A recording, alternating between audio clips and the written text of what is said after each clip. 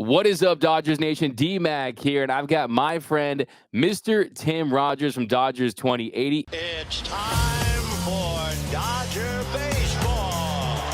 Strike three. Dodgers have won it all in 2020. Mookie Betts cranks one left field. They're going to make big signings. They're going to make impact trades. I don't care how many times this team rips my heart out, I'll never stop loving the Los Angeles Dodgers.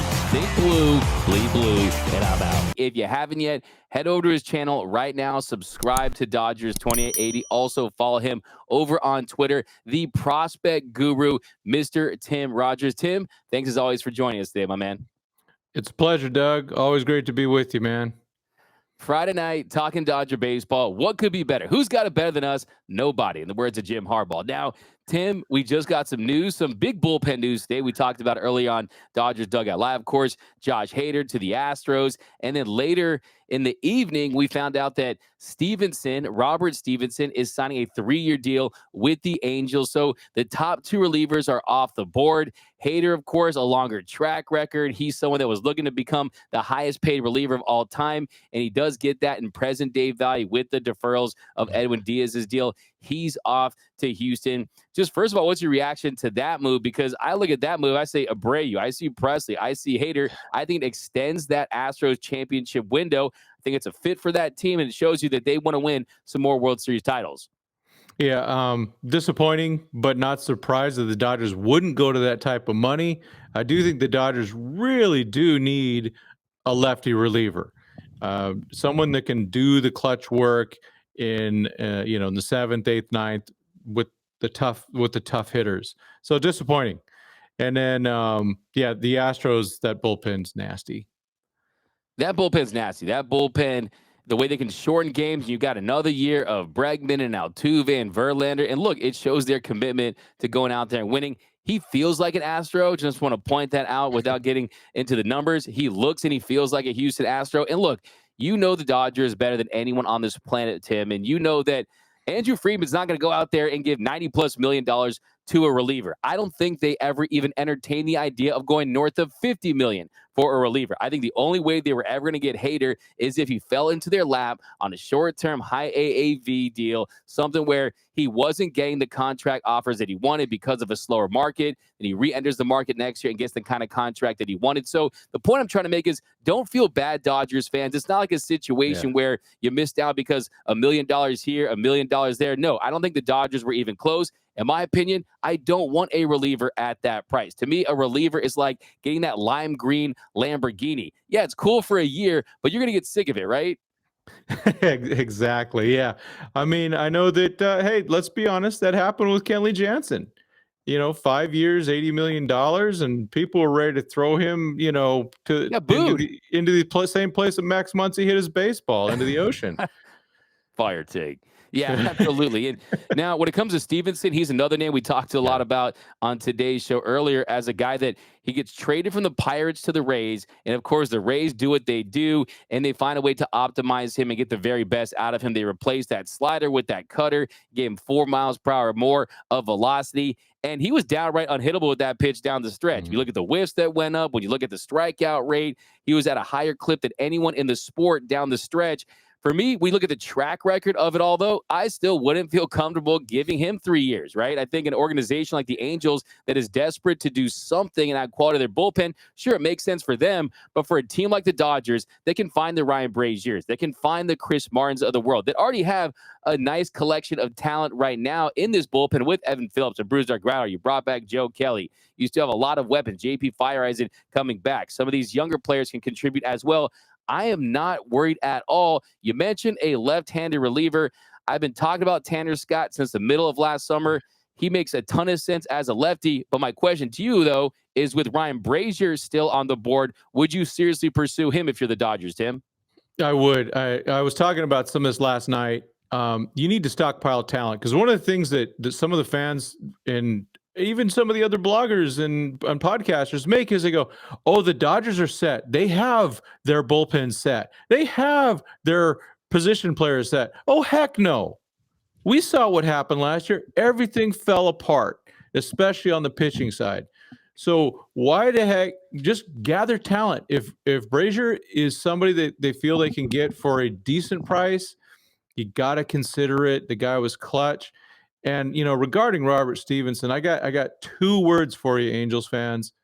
Tyler Anderson.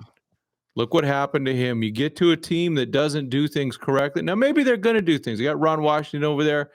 But, man, that's a lot of money for a guy who had, 3.5 months of success? It's incredible when you look at the track record, but we've also seen guys like Drew Pomerantz, right? Guys in the past that have parlayed a really strong season, a really strong finish to a season into getting themselves a big deal. And at the right price, yeah, I mean, if you can have an unhittable cutter, you pair that with a fastball that sits 96, 97, and you have hitters making bad swing decisions and working in the zone, there's value there. There's no doubt about it. But with the prospect capital that this team has, they don't have to be desperate to find that guy. But as you mentioned, you can look at this nice, perfect roster as it stands with the position player side. The rotation, the upside's there. The aces are there in theory, but still a lot to prove. A lot of questions. Can Tyler Glass now, can he stay healthy? Can he pitch more than 120 innings in a season? Can he make more than 21 starts? Most importantly, can he get it done in the postseason? Can Yoshinobu Yamamoto adjust in year one, going from NPB to MLB? The schedule is different. The ball is different. The mound's different, right? Walker Buehler coming back from the injury. You have a Emmett Sheehan who's still trying to emerge. You don't have the same amount of depth at the AAA level with Ryan Pepio getting traded to the Rays. Can Bobby Miller avoid a sophomore slump? So there are those questions in there, and I don't think that you can feel great about this team until you get one more high leverage arm, because you brought back Joe Kelly. He's a guy who's dealt with injuries. Evan Phillips is someone who, as great as he was last season, he wasn't as good as he was the year prior when he was used as a high leverage arm, where you didn't use him as mainly in that closer's role. So I agree with you. But the question is, do you go for a Brasier, though? Because Brasier, he's someone that with the Red Sox, he was a mess. He was an absolute mess with the Boston Red Sox. And it was to the Dodgers' benefit because that's how they were able to get him. But he's someone, a 7.29 ERA in 20 games with Boston. He goes to the Dodgers, a .7 ERA. You look at the home runs per 9.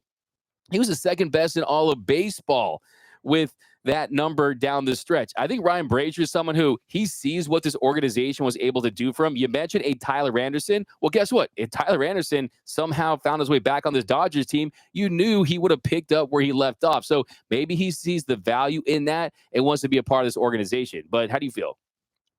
Yeah, I think there's something there. The one thing with Brasier, of course, is he doesn't have a lot of contracts left to get. So he does need to get what he can get, and I don't blame him. This is his one of his last chances to earn some huge money, and if he's going to get it and the Dodgers aren't going to do it, I'm good with that. But I'm sure he's an option for the Dodgers. Those rumors did kind of go away pretty quick, though, didn't they? They did. They did go away. They were ones that kind of surfaced, and then they kind of disappeared. And like I said earlier, Hader was the biggest domino, and then that led to a Stevenson signing, and then I think you're going to see a Hector Neris signing, and then a Ryan Brasier will follow that. And as you pointed out, he's 36. He's going to be 37 in August. How many bites of the apple do you get if you're Ryan Brasier? If there's any multi-year deals with a number 2 in it, you're taking that. You're signing that, right? Absolutely. Your family is signing it for you, right? He's not in a position to take any type of hometown discount. It just doesn't seem like the Dodgers are going to go heavy for a right-handed reliever for however effective he was last season. So, look, they got to add another left-handed arm. I think that if you're going to add a piece, the regular season, look, the odds of adding a premier reliever with how expensive they are with the expanded postseason in the regular season now, the price is so high. If Corbin Burns becomes available, there's going to be a lot of teams out there that are going to want him, right? And it's going to cost a lot. Position players as well. You wanted Nolan Arenado last season, a lot of Dodgers fans. He never truly was available, right? So the odds of getting a high-impact position player, we've seen it with the Juan Sotos, right? It does happen, but it costs a lot. But if there's one area that you can address, one hole you can fill, it's that bullpen piece. And that's why I think that the Dodgers are smart to, one, wait and see how the market plays out, and two, let's see how these guys pitch, because the volatility of that position, let's see how they're faring. And they're going to be hard in depth with the analytics, saying, okay, we can fix this, we can fix that, just like they did in years prior. And they're going to find their guys. So I'm not overly concerned about it. Yeah, I'm with you on that. And plus, let's be honest, they clinched the division in June in 2022. They clinched it in August in 2023 and won a total of one playoff game and all those things. It's okay to lose a few games. Give some young guys a shot. That's one of the things that they really screwed up in the last, well, especially in 2022. They had a lot of opportunities to give some of the prospects a shot to do some things, and they really didn't do it. This year, some of the guys, or 2023, gosh darn it, they're forced to do some stuff. Poor Gavin Stone got brought up without really, having a lot of success in the majors. But there's a lot of those arms. We got Kyle Hurt. Please don't forget Kyle Hurt. That might be, I think he closes games this year. I love that take. I have been the conductor of the Kyle Hurt hype train as far as I was trying to push for him to somehow make his way on that postseason roster last season because you didn't have the familiarity on the other end, right? And when you can work in the zone like he can, that's what makes a reliever special. That's why I think ultimately, all these guys want to be starters because they want to make starting pitcher money, but his skill set and his mix, it just screams high leverage weapon out of the pen. I agree with you 100%. I love that take that, hey, let's talk about these guys that we do have, right? Mm-hmm. A lot of people, you're driving home and you ask your mom, hey, mom, can we stop at McDonald's? And your mom's like, no, we got food at home. Guess what? The food at home is pretty good for the Dodgers and Kyle Hurt. You got Emmett Sheehan. I think that some of these other guys are getting opportunities this year. And we'll talk about them in a minute. The Landon Knacks, the Nick Frossos, the Gavin Stone could have a nice bounce back season with the development of him down to minor league level and the momentum that he's built, really trying to turn things around. But I was going to ask you that question next because, in theory, it's nice to have a veteran starter, right? We've talked about Shane Bieber and that possibility. And yes, if you could get the Shane Bieber types at the right price, you're certainly going to take a flyer on that. But at some point, one, you have to develop the talent that you do have, see what you do have in them, and use them as chips. If I'm another organization out there and I hear all this hype about, the Dodgers have a surplus of pitching prospects, well, it's also telling if you're not giving those pitching prospects big league opportunities, how good are they really if you're not throwing them out there? So don't you believe that you really have to give these guys opportunities, especially early on, to kind of fill those innings and see what they have? Oh, absolutely. I mean, if you look at it, even when they go to Korea, they need 2 starters. That's it. The rest is 11 guys in the bullpen. Make sure one of them is Michael Grove. Make sure one of them is for sure Kyle Hurt. Maybe even Nick Frasso. I mean, now he's on the 40-man. You're going to be using options on him this year anyway. Nick Frasso's nasty. Like I've said, you've heard it 100 times from me, Doug. He is the right-handed Alex Wood in terms of his mechanics, except he throws a lot harder and he throws a lot nastier. And Alex Wood has had his moments, but Nick Frasso, another one to look out for, being a weapon in the bullpen in October. Yeah, no, you love watching him pitch. He's got that 6'5" gangly frame. He's got that deceptive delivery. What are you expecting out of him this season? Well, I do expect him to debut for sure with the Dodgers at some point. I would consider taking him to Korea. Well, they're going to be taking, I think, 40 guys to Korea because they are playing exhibition games there too. But I do expect maybe he could make that opening day roster. It's like just have arms. What I don't want to see them do in Korea is go, hey, let's throw Yamamoto and Glasnow 7 innings. No, 3 or 4 innings. We got to look at what happened the WBC last year. How many pitchers really struggled after the WBC, including the guy that used to be number 7 for the Dodgers? He was terrible or way terrible compared to his previous stuff. Maybe some of that was because he was a little heavier, but also some of it could have been because he was not getting the normal spring training. So they got to make sure just continue spring training. I don't care. I mean, yes, I care.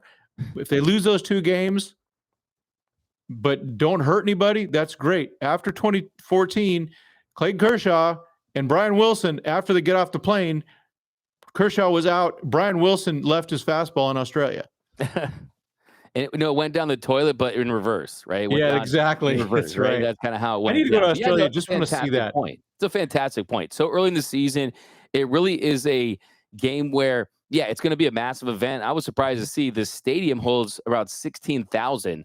So it's going to be a raucous crowd. It's going to be a historic event. Shohei Ohtani in Korea, Ha-Seong Kim for the other Padres out there. It's going to be electric, but I think that early on in the season, this team is going to have an opportunity to really give these guys a chance to see what they have. You got the Frossos, the Gavin Stones. You got some of these guys that are going to not have a ton of pressure on them, but I think it's going to be a great training grounds for them to just see, okay, who are the guys that have the upside potential that we think have a role for this team? Which of this group, with the Frossos, the Stones, the Hurts, which of them, if you could just go to the future, go to October, which of them do you think most likely will have a role for this team by the end of the season? Oh, definitely Kyle Hurt. And I think Frosso's right there. Just he didn't move up as quick. And to be honest, Hurt really took just a massive leap forward this last year in keeping the ball in the zone instead of just missing and things like that. So just a huge thing. And Frosso has had some injury bugs here and there. But they just got to keep that guy, don't overuse him. I think he's a guy that you can't go and say, hey, we're going to have him start every fifth day and he's going to throw 5 or 6 or 7 innings. He's not that guy. But yeah, I'm not worried about all the right-handed pitching. There's so much of it. Not all of them are going to work out. Let's be honest about that. I think though, with the Dodgers, they have a better shot at working out than being in with a lot of other organizations. So they've been drafted well, developed well, or signed well, whatever, but they've all been developed through all the goodness that we know that the Dodgers can do, especially with the pitching. The prior lab is huge. I mean, the number of people that work in the prior lab, probably about 40 or 50 different people are in that lab. And they're working with those guys, and they're all on the same page. And so, yeah, I'm really excited about, from a bullpen perspective, especially Hurt and Frasso being nasty, and with some Michael Grove. I mean, the dude did throw a little bit harder when he was in the bullpen. I think if they say that's your permanent position, I think he improves. But I don't know how they're going to do that with him. And I'm probably Michael Grove still doesn't know either. No, Tim, I love the fact that you keep bringing up Michael Grove, and you mentioned his success and how effective he was in those opportunities he had out of the bullpen. I remember being in that Dodgers clubhouse after his first appearance out of the bullpen, and he was buzzing. He was buzzing, and he said he loved it. He got the juices flowing. It wasn't a guy who was saying, "Oh, yeah, now I wanted to be a mid-rotation starter. I wanted to pursue that. The dream's over, and now I'm relegated to the bullpen." No, this is someone who said, "You know what? This is a new opportunity." And when you have stuff that can hit mid-90s, 97, 98, when you have the cutter with the slider, the curveball, when you have the mix that he has with the slider and the curveball, and the effectiveness of that and how much he's improved, yeah, he definitely is someone that I think that deserves a little more conversation. I think sometimes we have this habit of, once we've unwrapped that present with these prospects and we've seen them get some opportunities, we're on to the next guy. We're on to the new mystery box. Who do you want to see next, right? Because it's just so exciting to check out that shiny new toy and how it's going to work. But yeah, Michael Grove, he has experience. He has something that a lot of these guys who they don't have. Just your first cup of coffee, it goes a long way. You know what to work on. You know what to expect. You know what it's like to look at those decks at Dodger Stadium. But circling back to Kyle Hurt a little bit, just looking at his stuff, he's 26, right? He's got that breaking ball with the multiple shapes. He's got the fastball that's going to play in the zone that sets up that changeup that creates that swing and miss. Would you agree that, look, this is the year where you kind of just unleash Kyle Hurt and you allow him to play up in that bullpen? But when do you do it? Do you start at the beginning of the year? Just how do you kind of start that process for Hurt? Yeah, it's one of those things where you go, well, when do you end him being a starter? Because that's what it's going to end up doing, is going, hey, eventually that'll end. And that's, that is a career changer. That's an income changer, possibly. Now, if he's a 4 inning, because he doesn't really pitch a lot of innings. He's 4 inning guy. They would always piggyback him with people. So it'll be really interesting to see how they start with him this coming season. We'll find out pretty quick. But I just can't imagine him not being a big bullpen piece. At the same time, he still could be a starter. And I'm a fan of the back-to-back stuff, or the piggybacking stuff with these young guys. I want to see fresh arms. I want to see fresh arms in October. I don't want to see guys going all out and not having anything left for October. We've seen that the last couple of years, where guys look tired in October and they're wasted. And I don't want to see that with going, hey, let's make sure we throw these guys way too much. You use the shuttle. use the IL, Yep. do all those things to make sure that you've got not 13 fresh arms, but 16, 17 fresh arms in October. And to your point, Tim, you know that no one knows how to use phantom ILs, use options better than this organization, so you won't have to worry about that. But to your point about Kyle Hurt and having to accept, okay, maybe I won't be a mid-rotation guy. Maybe my career is going to be as a reliever. This is not someone who is like a Robert Stevenson, someone that was a first-round pick that was expected to be an ace-level starter. He was drafted in the 11th round. He was traded to the Dodgers, and the Dodgers, they ended up getting him later in the game. So he was, of course, included in that Dylan Floro deal, right? So he was someone that they acquired. I think that for him, he just wants to contribute and find a role at the big league level, especially when you look at his age now. We're going to talk about the catcher position, right? I feel like you got a lot of thoughts, a lot of bold takes on the catchers right now, because I don't know if there's a lab for the Dodgers catchers right now with this organization, but they somehow, some way continue to develop these catchers. We'll talk some Diego Cartaya first, because Diego Cartaya, I find he's so fascinating. You've talked to him. I've talked to him. This guy, from a character standpoint, he is a nice guy. He's a respectable guy. I think he's got high work ethic. It's just tough in that league that was in. Struggled, hit under 200. Some of the hard contact numbers were still there. The breaking stuff he struggled against, but where are you at with Diego Cartaya? Are you ready to sell all your stock in him, or do you still think that he can get back to where he was as one of the organization's top prospects? Well, as a person who does fart around with the stock market a little bit, I would definitely, he is low right now. Let's be honest about that. But I'm still buying. I still think there's a lot there. The talent's there. I wonder how healthy he was during the season. What we do know is he's improved it a lot defensively. And I remember you talking to him last year about that and how much he wanted to get better defensively. And it seems like he has, dealing with dirt balls. He's a big kid. Definitely not the old catchers back in my day where, they were, 5'9", 5'10", and weighed about 230. The squat guys that are kind of low to the ground. Some of these guys are big. And so, yeah, I'm anxious to see where what happens. I do think he probably starts in Double-A again for a little bit and splits time with Dalton Rushing, with Rushing playing first base. Also, even though I like the idea of Dalton Rushing at third, just had to throw it in there. Want to see him in there someday. Just got to see it. I think he can do it. But with Diego, like you said, the character is so high, and I can't help but root for the guy. I got to be honest. There's bias there on my part. I got to admit it. I'm not lying on that one, man. Good dude, a lot of potential. For him to drop so much in terms of his value, first of all, Dodgers, don't give him away. Just don't give him away. So that's one of the things I ask. You're going to trade him, make sure you get proper value, at least close to what he had last year. Yeah, and I think something tells me organization is not going to trade off a former top prospect that stock is where it is right now, right? You're not going to do that if you're the Dodgers. And look, that Texas League pitching is no joke. And like you said, was he 100% healthy? That's a question I have as well. He did improve as a catcher. I think his pitch framing, his arm, the way he calls games, I think incremental improvements in that area are something that you can highlight, because from an offensive standpoint, we know that he can still crush fastballs.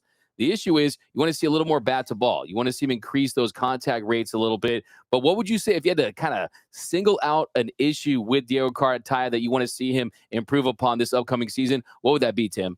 Yeah, it's the contact, obviously. I mean, oh my gosh. But I agree. I think that's the case for a lot of players, not just Diego, but especially him. I think when you hit the ball as hard as he does, the more contact you make, the better that's going to be. He might have to make a couple of adjustments. You don't want to lose too much power, but you can't hit 180, whatever it was. I don't even look. I just think because it's such a bummer to see.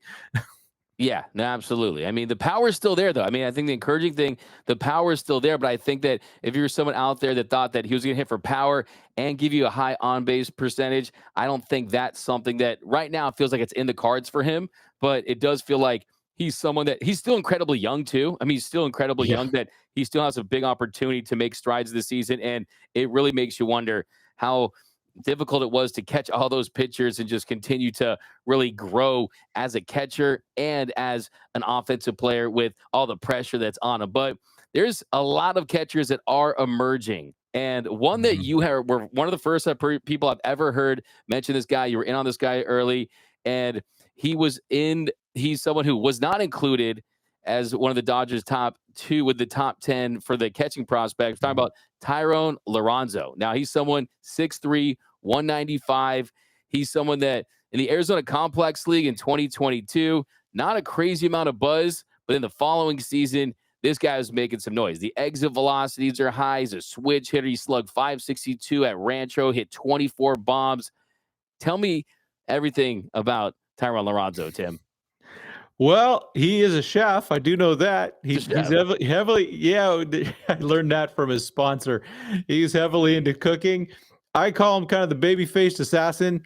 He's a young guy, real young kid, really friendly. Gosh, I met him last year at spring training, and truly just a good guy. Very, very open about how he is. He's told me, he goes, yeah, I'm a much better left-handed hitter than right-handed hitter. Pitchers like to throw to him. I heard that directly from somebody last year with Rancho, and he threw some guys out. He's got a gun. He also played a pretty decent first base. The Dodgers, they're going to do that. They're going to go and keep rotating guys. They were catching 3 guys last year at Rancho at some time. So he'd catch only like 1 out of 3 games, play DH one of them, play first base, and rotate with Jorge Galiz, and I can't remember the other guy off the top of my head. Yeah, they're so, because the catchers keep going through there so fast. But they just kept doing, Jorge Puerta, there was the other guy, and they just kept rotating. Puerta even playing left field. But during the season, number 3 hitter, number 4 hitter was almost always Lorenzo. Playoff time, it was always Lorenzo. He was always in usually the 4 spot, and just put, like I think I've told you, Doug, I probably maybe even said on your show, getting to know him in spring training, and then I heard him take batting practice. You can say C, it's the hearing that matters. The thump, the serious thump. It's special. It's like, oh my gosh, this guy is really something. And I was just surprised because there wasn't a lot of buzz about him, but now he is going to be, he just barely missed getting in the top 100 for Baseball America. So hopefully he'll get in there next year. I know these lists are kind of silly in some ways, but it's a recognition. Those guys take pride in it. And, yeah, I think when MLB Pipeline top 30 for the Dodgers comes out, which will be soon, he's going to be I think he'll be in the top 10.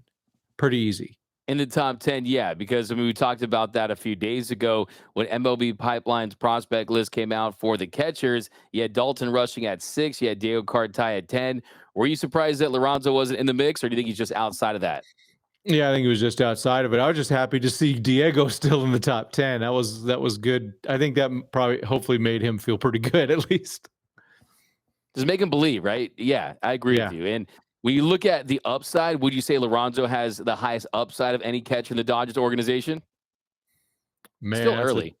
Yeah, it is. I mean, this is low A that he was in, but there's a lot there. So, in terms of just overall hit tool, it's probably, I think it's rushing. I think rushing is going to be the better hitter out of all the guys. And so, just given that, and, you interviewed Dalton also. What a leader. That dude is, he's one of those guys that just has so into the game. He's the one that's telling me about Jake Pilarski last year in the dugout. He goes, you got to check this guy out. And I was watching him interact with the coaches and the other pitchers and the hitters and everything like that. Dude is all in. And so I think that's going to play up. I think he's going to be the catcher that probably learns the quickest, maybe just because of all that, the way he digs into it, just so active with it. So that's tough to say. But yeah, I think rushing at the end of the day has the better hit tool of all of them, but the better power, Might be Lorenzo over Diego, which says a lot. Yeah, it's interesting because you see a lot of similarities there, right? Guys, you wonder, oh, do they sell out too much for power and sacrifice some of those contact abilities and some of that bat to ball? And you got a Dalton Rushing, who, as you mentioned, this guy's has that pure hitter type feel, right? He's just looks like a very refined bat at the plate. And then you combine the intangibles, and that to me, you can look at his numbers, you can look at his swing. It's a pretty swing. The way he sees the ball, the way he has that pitch recognition, does not expand the zone, the way he lifts the ball, it's extremely impressive. But man, his makeup, I was so impressed. I was like, how old are you? I mean, the way he carries himself, the intangibles off the charts. He's someone that you can just tell is a natural born leader, someone that teammates look up to, someone that, pitchers will look up to. And he's someone that you mentioned the idea of him playing at third base. So, of course, he played some first base. He's someone that he's not going to become a super wealthy man because of his catching abilities, even though he's got a hose for an arm. I definitely think he's gotten a lot better from what I've seen, what I've heard from that standpoint. But it's what he can do with the bat that makes him a special player. So how do you get him on the field defensively if you're the Dodgers in the future? Yeah, I mean, you have to just keep doing that. I mean, we got Freddie for 4 more years, at least. If he goes even longer, maybe he wears. He's a pretty good first baseman. I think probably hold down that position for a few more years. Yeah, because DH is taken, folks. Hey Doug, we have Shohei Ohtani. I'm just saying. Never gets old. Say it again. Say it louder for the people. We have Shohei Ohtani. Yeah, I actually when I was in the airport, I just whispered to myself. I know it's so crazy. I was in the airport heading to Texas. And right to the right, man, there's a bunch of Shohei stuff. In fact, I got my Shohei shirt under here somewhere. A little jersey. Quick. Oh, man. It was like $38. I'm in, man. My wife's the one that saw it. Take my money. Take my money. I know. Yeah, it was in the airport terminal it was just there. I was like, oh, give me. Do I just buy? How many do I buy? Yeah, there's gonna be a limit. Yeah, but yeah, so Dalton's got to find a way in, and I just think third base makes sense. Looking at it the way he is, and the strong arm, and he plays a good first base. It's just I know third's a lot different than first, but Joe Torre did it. Todd Zeile did it. Dalton Rushing is perfectly athletic enough to do it, and it's a matter of getting that bat in. But also, it matters, and we're going to talk about it, I think, Will Smith. Yeah. What are they going to do with Will? Yeah, absolutely. And that's really the big one we're talking about right now. Yeah, you mentioned there have been the Craig Biggio's, the BJ Surhoffs, the Todd Zeiles. You can't have a position change. And if it's someone that is very coachable, someone that's going to put in the work, I wouldn't put it past a Dalton Rushing to get some opportunities at another position because of what he can do with the bat. But you just mentioned the quality, right? And how many options. One of these guys is ultimately going to emerge as a big league catcher. You would have to expect, right? That it's going to get that opportunity. But currently, the Dodgers have one of, if not the best catcher in the sport in Will Smith. Now, I can't believe that just time has flown by so quickly with Will Smith at the big league level, but he only has 2 more years of team control. And Dave Vassay, I was listening to Dodger Talk a few days ago, and he said that he heard, I want to get his quote right. He said that my understanding is Will Smith is intent on testing the open market. Now, this doesn't surprise me at all. We're talking about bites of the apple earlier with Ryan Brasier. This is someone who's looking for a big payday himself. This is someone who never wanted a position change, even though he had played some third in his career, because you wanted to enter the market as an elite catcher. And he's someone who, just want to throw out some numbers here, since he's made his big league debut in 2019, if you look at his weighted runs created plus, a 124 weighted runs created plus, that's second among all big league catchers. 77 home runs, that's fourth. A 13.9 F4, that's third. He has established himself as an elite catcher. It does not appear like the Dodgers want anything to do with an extension. It feels like he's going to be here for 2 more years, and then he'll enter free agency. But do you think there's any world where the Dodgers get a deal done long-term with Will Smith? Man, I hope so. But, I saw that The Athletic mentioned kind of the same thing, that, the Dodgers are not engaged with him at all with an extension. I think it's a mistake. I would like to see a few guys that the Dodgers actually raise and bring through and keep them. I'm still pissed about, the other number 5. Corey Seager should have been Dodger for life. Let's be straight up. I mean, that guy was born and bred through the Dodgers. Now, so that's past. But now you have a chance to do it with Will Smith. Catcher is such an important position. It's taken Will Smith a while in the major leagues to be a more trusted catcher. I mean, hey, I still remember after Game 4 of 2020 World Series, writing that article for Dodgers Nation saying Austin Barnes must start the rest of the World Series. And they did. And it was good, and for good reason. So now Will Smith is getting to that point where he's learned from Austin Barnes. He has applied all those types of things, and now he is becoming that veteran catcher. It takes a long time to get there. So whenever it doesn't matter how talented they are, they got that guy, the Padres got that Ethan Salas guy. They're going to bring him up next year or something stupid like that. It takes forever to deal with these things. There's so much they have to deal with as a catcher. It is the most important position on the field other than position number 1. 100%. There's no doubt about that. The impact of a catcher, and one that not only has improved defensively, as you mentioned, not one that has just continued to build chemistry with pitchers, continued to be a leader. I think one thing that not a lot of people mentioned about last season was, yes, there were the injuries, the concussion, the rib. Yes, those offensive numbers were down. But on top of that, it was the mental toll of developing and being a part of the development of all these young Dodgers pitchers last season, right? And just being a part of that. That had to have been mentally taxing as well. I personally believe that he is going to be the best catcher to enter the market since JT Realmuto, right? And I think that you're going to see him sign a big deal, probably 5 years, 100 million, something in that range. You'll probably get 5 years of whatever the qualifying offer is, things like that, right? And he is going to get paid. And it's just not what this organization does. Let's just be honest about this. And you mentioned Corey Seager, and I talked to Friedman, right? I asked him straight up about Corey Seager and just how Dodgers fans think that this organization let him walk. And I'm at peace with that because I'm with you too, Tim. I get up at 3:30 in the morning in a cold sweat, and I think about Corey Seager and how he should have retired as a Dodger and won more, not just all-star teams, but more World Series MVPs and what he did with the Texas Rangers. But I truly believe that Andrew Friedman was honest when he told me that they never got an opportunity to negotiate and match the offer of the Texas Rangers. I think that would they have gone to the point where you're making it equal for what it would take to make a $325 million deal in Texas match what it would be in California with the state income tax? Probably not. Most likely not. But I do feel like Corey Seager had his eyes set on possibly leaving this organization, getting a big bag with an organization he felt comfortable with. And I think that is what occurred. What I do know also, though, is the Dodgers did make an offer, right? $290 million. They spoke with him during spring training. Question I have with Will Smith is, will they even make him a competitive offer before he hits free agency? What say you, though, Tim? Yeah, I mean, of course, the big difference is the agent.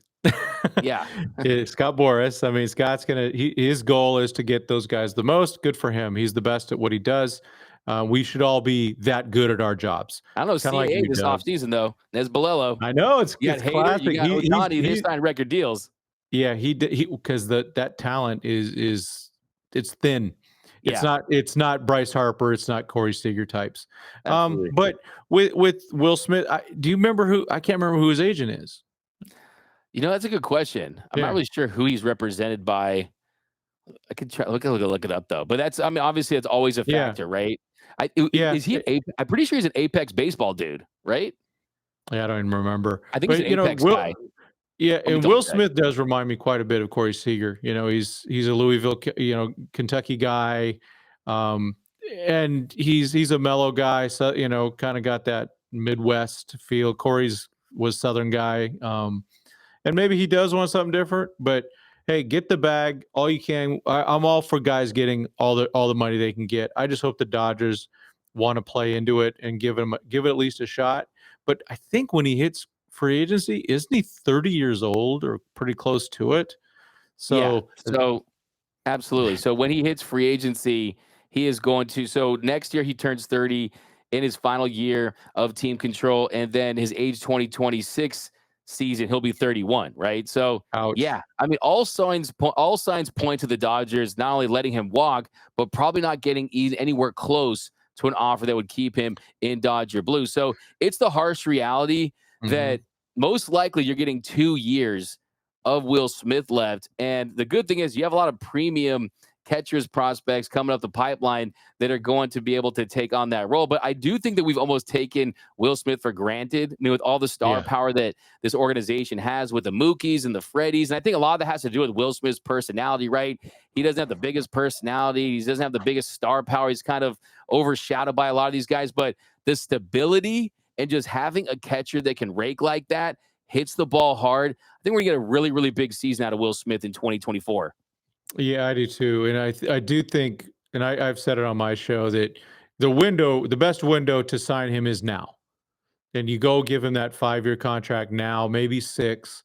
But yeah, giving a guy a 5-year contract, age 31 season, especially a catcher, that will not end well. Just ask the White Sox with Yasmani Grandal, who just fell off the cliff. No one even signed that guy right now. He's a free agent. No one even seems to want him. I mean, it's just a different game when once you get over that 30 mark, unless you're Freddie Freeman and you get abandoned by the team that considers you their franchise player and all that. But that's an exception, not the rule.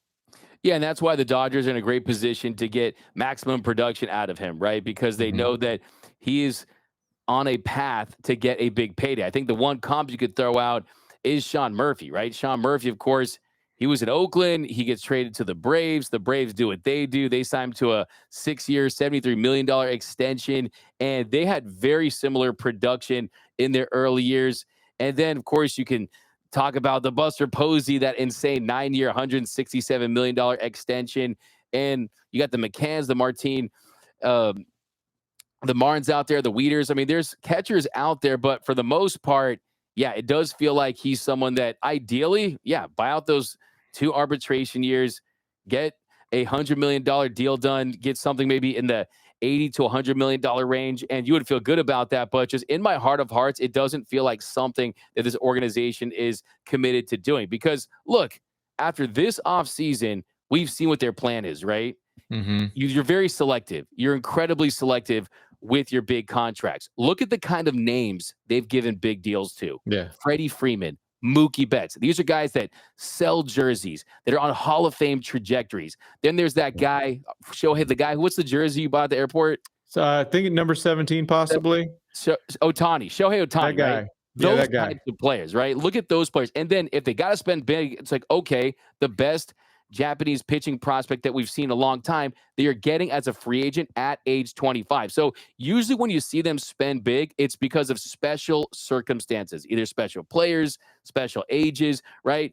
It just does not seem like the Walker Buehlers or the Will Smiths are going to get those big bags with this organization. And that's why you draft, you develop. Look at the guys we're talking about tonight. Kyle Hurt, Frasso, you get in the Mitch White deal, right? Hurt, you get in the deal for Dylan Floro, right? They're always moving these pieces on the chessboard. And one guy I want to get your opinion on was Jackson Ferris.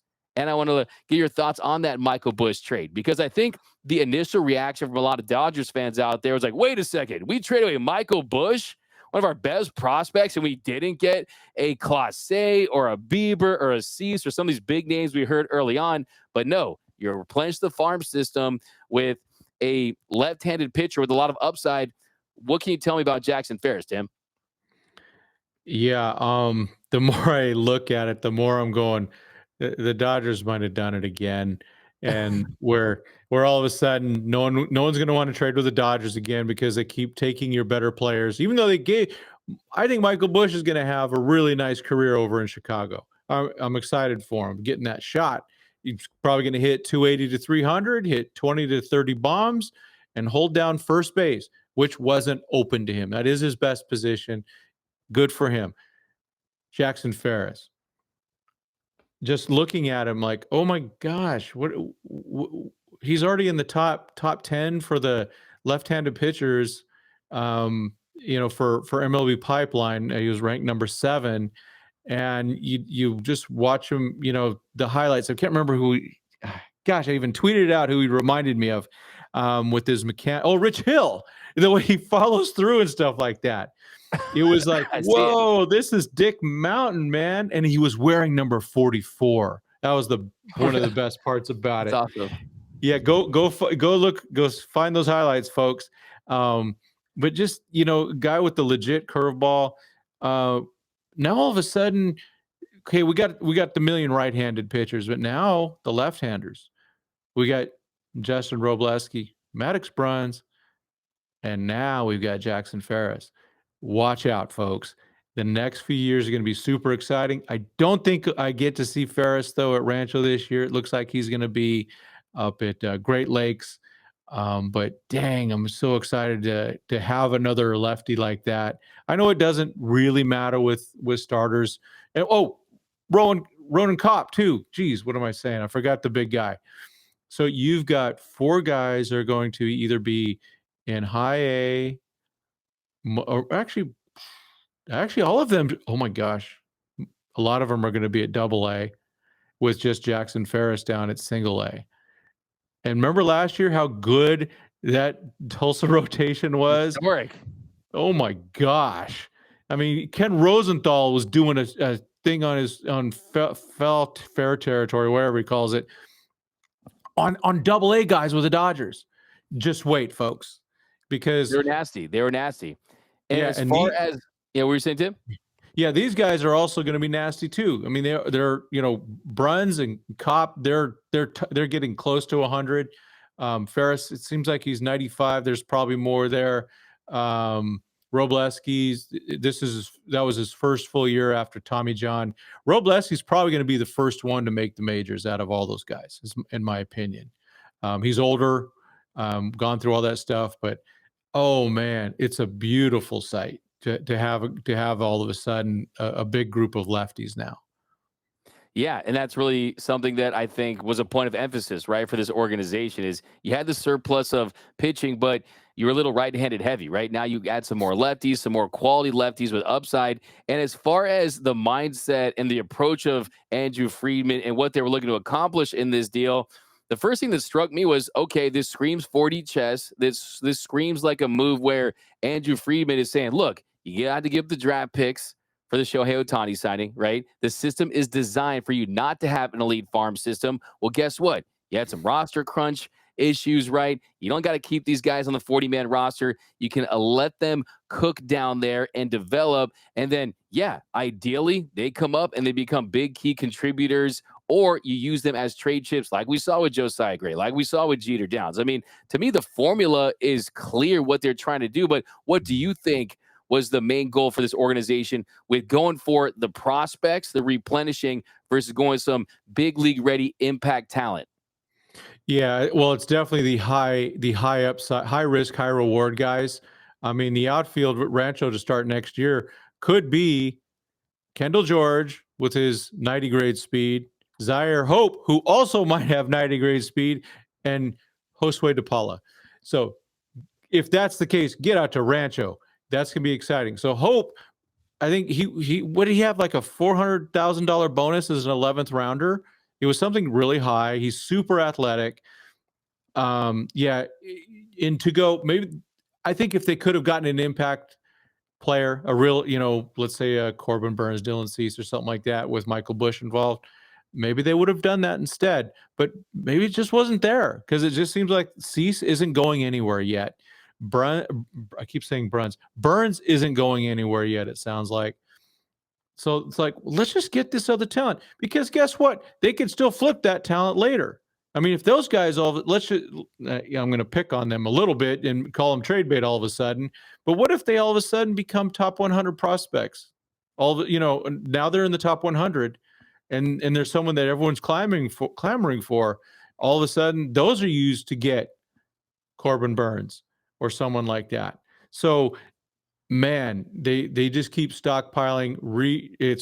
They're not refreshing, they're reloading, and they keep doing that. And it seems like they're just bound and determined to go. We always want to be in the top 3 farm systems in Major League Baseball, because it leaves them so much flexibility. Because teams go, you make a trade with the Dodgers, your fans are going, oh, I got that guy. Cubs fans are pretty happy they got Michael Busch. They should be.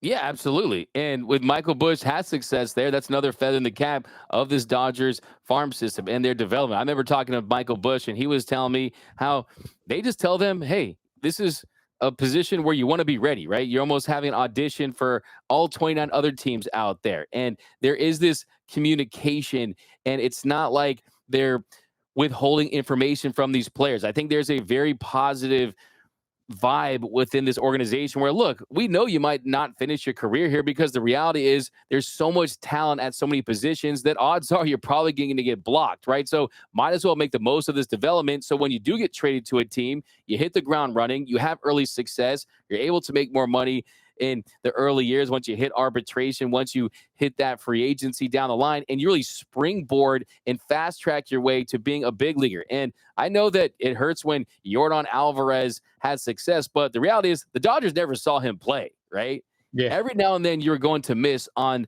certain trades, right? You're going to have the Pedro Martinez's, right? When you develop a lot of talent, there are going to be those ones that got away. But as far as it helps you right now, if Michael Busch has some early success with the Cubs and turns out to be a solid player, that only helps the reputation of this farm system when you look at deals down the line. Michael Busch came from that team, right? I mean, it can only help the residual effect of having a successful farm system. But I like what you mentioned right there. They reload, right?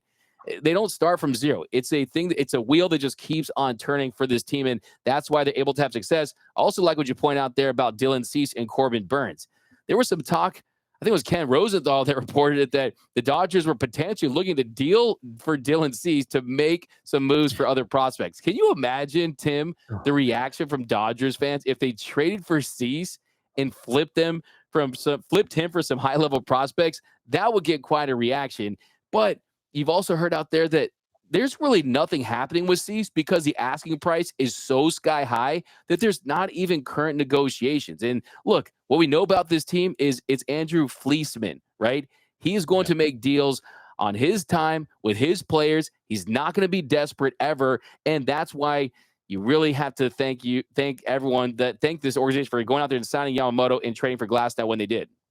Yeah, I mean, and Friedman definitely has a little history of that. If you recall back in 2015, 2016, the whole Todd Frazier trade where they end up picking up Frankie Montas and stuff like that. I mean, I know they end up flipping some guys, but it was just Friedman going, oh, there's a trade happening. Let me get in there.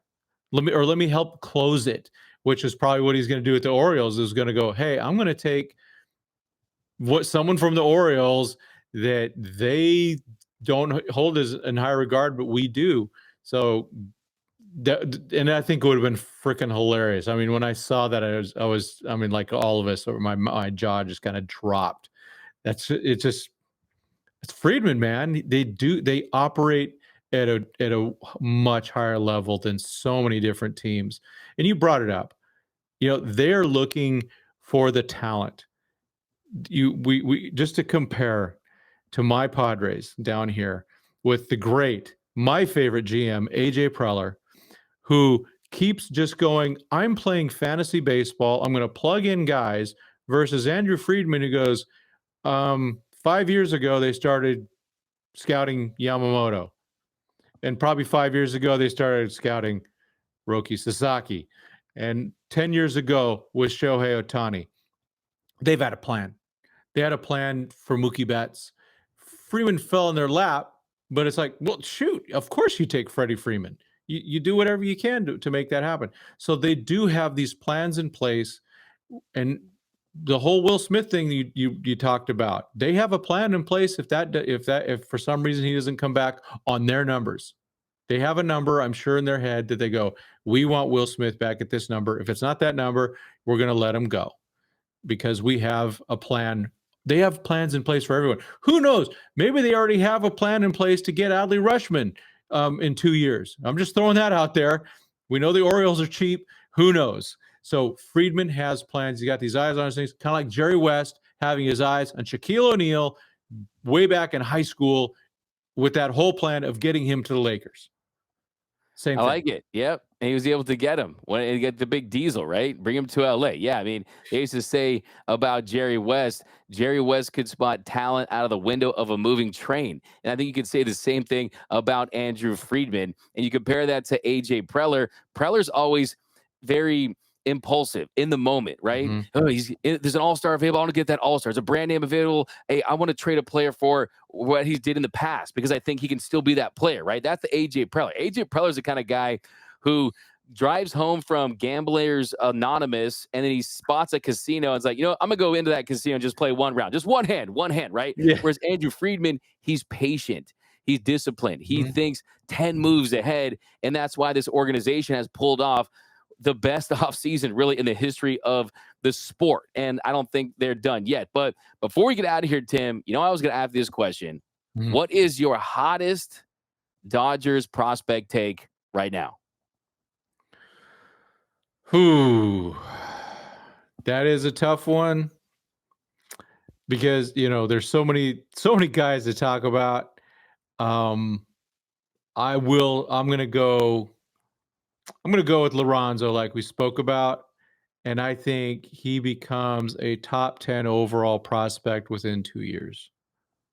A top 10 overall prospect. Okay, awesome. So I love it, Tim. We're going to do this more often, by the way. So I don't want to hit you with a million.